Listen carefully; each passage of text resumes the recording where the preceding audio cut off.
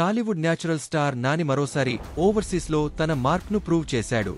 Hit 3 సినిమాతో నాని తన కెరీర్లో మూడోసారి $2 మిలియన్ క్లబ్లోకి ఎంటర్ అయ్యాడు.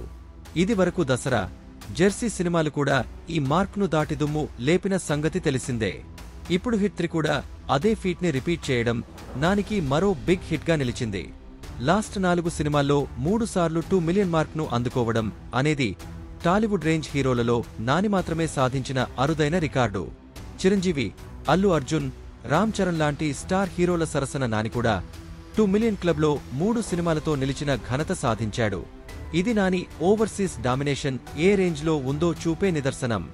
ఈ లెవెల్కు ఇప్పటివరకు ఎలాంటి మీడియం రేంజ్ హీరో కూడా చేరుకోలేకపోవడం నానికి ఉన్న క్రేజ్, మార్కెట్ను స్పష్టంగా చూపిస్తోంది. హిట్ 3 లాంగ్ రన్లో కూడా మంచి లాభాలను అందించబోతోంది. ఇక వచ్చే ఏడాది ప్యారడైజ్ సినిమాతో నాని మరోసారి ఓవర్సీస్ బాక్సాఫీస్ను షేక్ చేయబోతున్నాడు.